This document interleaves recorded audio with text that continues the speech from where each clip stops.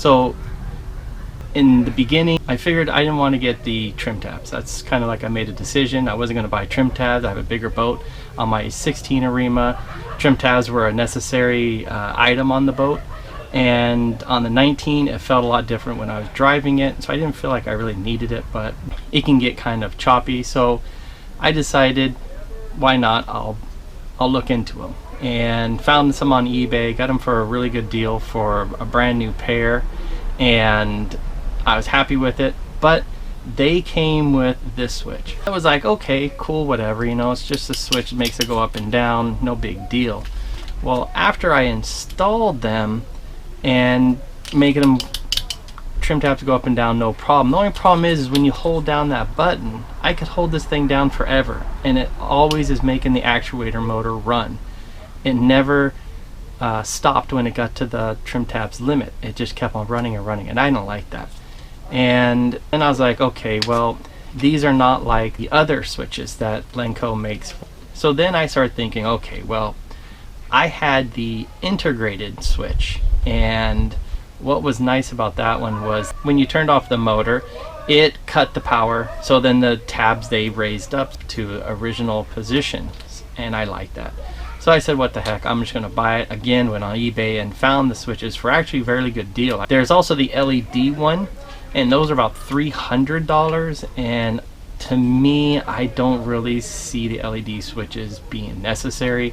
A lot of people like them because they say, oh, well, you know, you can see on the side here, they have indicators. You can see where your tabs are, but in my 16, I had them for, you know, so many years, and I got used to them. I know how my boat is riding. I know I can feel where the tabs are. So rarely I ever look at the switches when I'm driving the boat. So that's why I went with the original switch, which you can see me install here.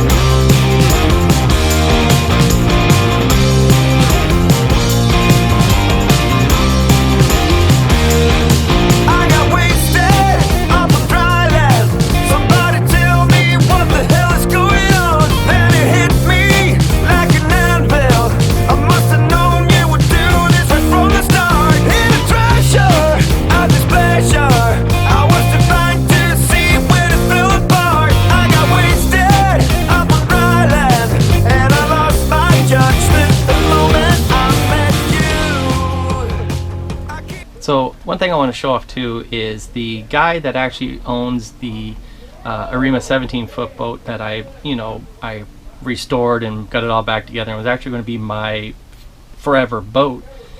He now owns it, and a couple of months ago I got in the mail, I got this shirt, and he designed it himself, and I think it's a pretty cool looking shirt. So kind of just want to show that off and, you know, show what he did. And it was really nice that that he sent that to me. I thought that was pretty cool, you know. And I'm looking forward to going out fishing with him this summer too. So that's going to be pretty fun to be able to go back on the boat and go fishing on that. And he loves the boat a lot. He talks about, you know, how great it is. But you know, it's just these Arimas. These Arimas, personally, I think they're the best boat out there. Of course, everyone will think that I am thinking I'm crazy or whatever. But anyways, so yeah, so let's get this boat finished up and let's end this.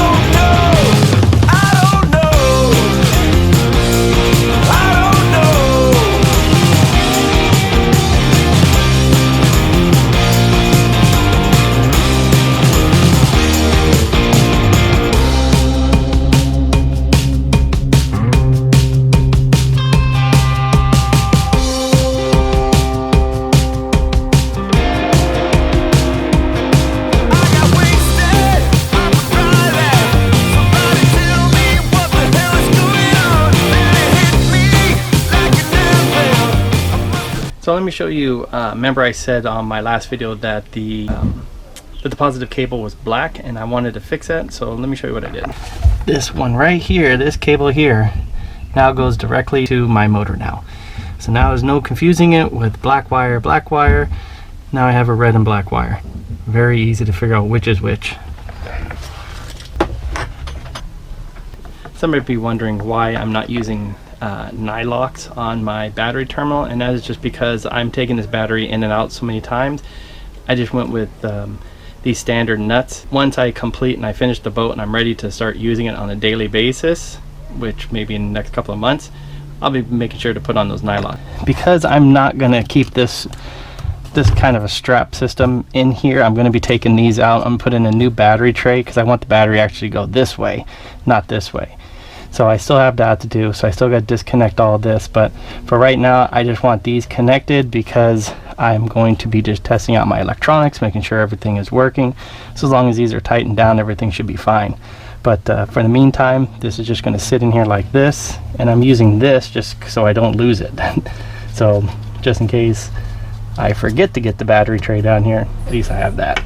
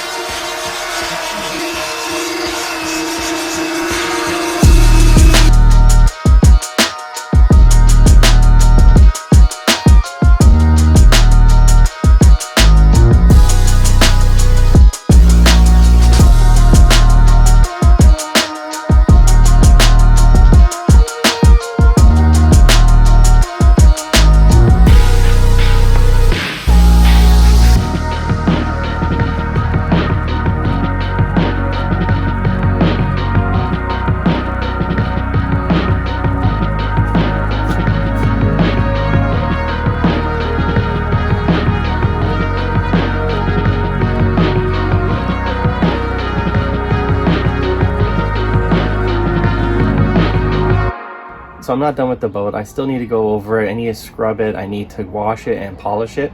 So that is something that I'm going to be doing here in the next coming weeks. But for right now, I got a lot of the finishing work done.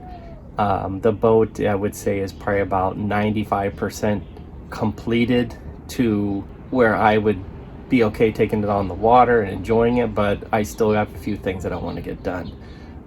As you can see, the motor, has some white residue still on it. That just shows you that, hey, I'm not done. It just shows that I'm not done washing this boat. It still needs quite a bit of washing done. I did scrub the boat and to get a lot of the grease marks that were all over the rails and things like that. That was already done. So for right now, this is probably going to be one of the last videos until I am done polishing it and shining it up. And once I get it on the water, I think that's when I'll have my next video come out. Looking to do that probably in the next month or so, and enjoying going out fishing and taking my family out and having a good time on the water. So yeah, so like I said, I still have some work to do. I still got some holes to fill. I still have a lot of gel coating that will need to be done. So this boat still has a few more things that I need to take care of before I would say I am done with it. So see you next time.